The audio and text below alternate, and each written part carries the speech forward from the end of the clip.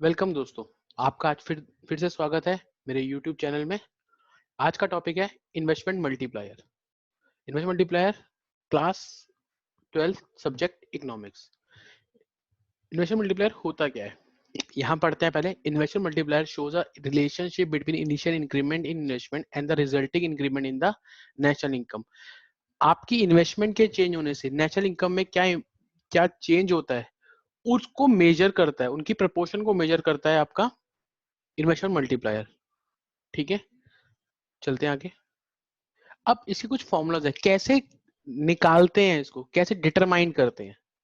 ठीक है, मल्टीप्लायर को हमेशा के से डिनोट करते हैं। उसका फॉर्मूला होता है चेंज इन इनकम। जितना आपका इनकम में चेंज हुआ, मतलब अगर मैं इनकम को वाई लेता हूँ, this is delta Y upon change in investment. अगर मैं इनकम को इन्वेस्टमेंट को आई लेता हूँ तो दिस इज डेल्टा आई। तो सिंपल बन गया change in income upon change in investment, मतलब delta Y upon delta I, क्योंकि चेंज को हम डेल्टा बोलते हैं। इसका एक फॉर्मूला और भी है, multiplier is equal to 1/1 minus MPC. MPC mean margin proportionality to consume. एक और है मल्टीप्लायर इज इक्वल टू 1/एमपीएस। MPS is equal to margin proportionality to save. Now अब ये फॉर्मूला बनेगा, अगर ये ध्यान रखना हमेशा MPS plus MPC is equal to 1। तो अगर फॉर्मूला 1/एमपीएस है तो एमपीएस मतलब क्या हो जाएगा 1 माइनस एमपीसी। तो फॉर्मूला ये दोनों आपस में मिलजुल के फॉर्मूला बने हैं। अब एमपीएस और एमपीसी होते क्या है, एमपीएस होता है change in saving upon change in income. ठीक है, एमपीसी क्या होता है change in consumption upon change in income. अब मल्टीप्लायर क्या होता है चेंज चेंज इन इनकम ऊपर चला जाता है, चेंज इन इन्वेस्टमेंट नीचे आ जाता है। ठीक है, ये बेसिक फॉर्मूलाज है मल्टीप्लायर के। दोबारा एक बार रिपीट कर लेते हैं।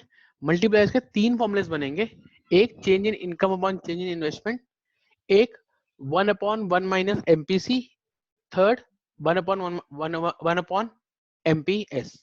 ठीक है, तो दिस इज योर मल्टीप्लायर्स के फॉर्मूलाज। नाउ एक दो तीन एग्जांपल से ट्राई करते हैं तो समझने की, ताकि क्लियर हो जाए ये कंसेप्ट। और ये एग्जाम्स में 4 से 5 नंबर तक का ये मल्टीप्लायर कंसेप्ट आता है, including theory and small small practicals. ठीक है, चलते हैं। पहला एग्जांपल, कैलकुलेट के means multiplier if MP is 0.75। Simple formula है, अगर एमपीसी दिया हो तो फॉर्मूला क्या है हमारा के अपॉन 1/1 माइनस एमपीसी। तो क्या आ गया 1/1 minus 0.75, that mean 1/1 0.25 which is के इक्वल्स टू 2। सिंपल, ये 1 मार्क का आता है, 1 मार्क का क्वेश्चन आता है। Next, calculate K if MPS equal to 0.25। अब एमपीएस का फॉर्मूला क्या है K equal to 1/MP/S। K equal to 1/MP/S। तो MPS हमें गिवन है K इक्वल टू 1/1.25। तो K कितना आ गया 4। अब K हमें क्या बताता है कि आपकी इनकम इन्वेस्टमेंट चेंज होने से इनकम में कितना डिफरेंस आया है, उसको हम उसको कितना चेंज आया है उसको मेजर करता है हमारा K। K is a multiplier, ध्यान रखना। मैंने यहाँ बताया भी था, लिखाया हुआ है मैंने। ये के इज अ के को हम मल्टीप्लाई से डिनोट करते हैं।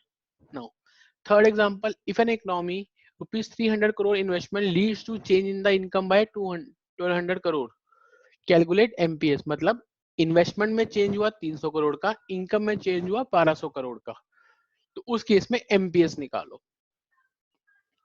तो के इक्वल टू क्या होता है चेंज इन इनकम अपॉन, अब यहाँ पे मल्टीप्लायर लगेगा क्यों, चेंज इन इन्वेस्टमेंट और चेंज इन इनकम दिया विच इज के, और एमपीएस भी किस पे निकलता है, एमपीएस के भाई एमपीएस से रिलेटेड भी है के का फॉर्मूला है। तो इससे हमें पता लगा कि हमें यहाँ पे एक मल्टीप्लायर फॉर्मूला लगाना है, क्योंकि change in income, change in investment और एमपीएस दिया हुआ है, ये दोनों कहीं ना कहीं हमें अगर फॉर्मूले याद हो तो हमें ये पता लग जाएगा यहाँ ये कहीं ना कहीं के का कंसेप्ट है, मल्टीप्लायर का कंसेप्ट है। तो उससे हम पता करेंगे कि ये के क्यों लगाया। तो जब आप लगाओगे चेंज इन इनकम और चेंज इन इन्वेस्टमेंट तो क्या आ जाएगा 1200/300, K equal to 4। Now K equal to 4 और के इक्वल टू 1/एमपीएस भी होता है, that means 4 is equal to 1/एमपीएस। क्रॉस मल्टीप्लाई करोगे 4 MPS equal to 1, MPS equal to 1/4, MPS equal to 0.25।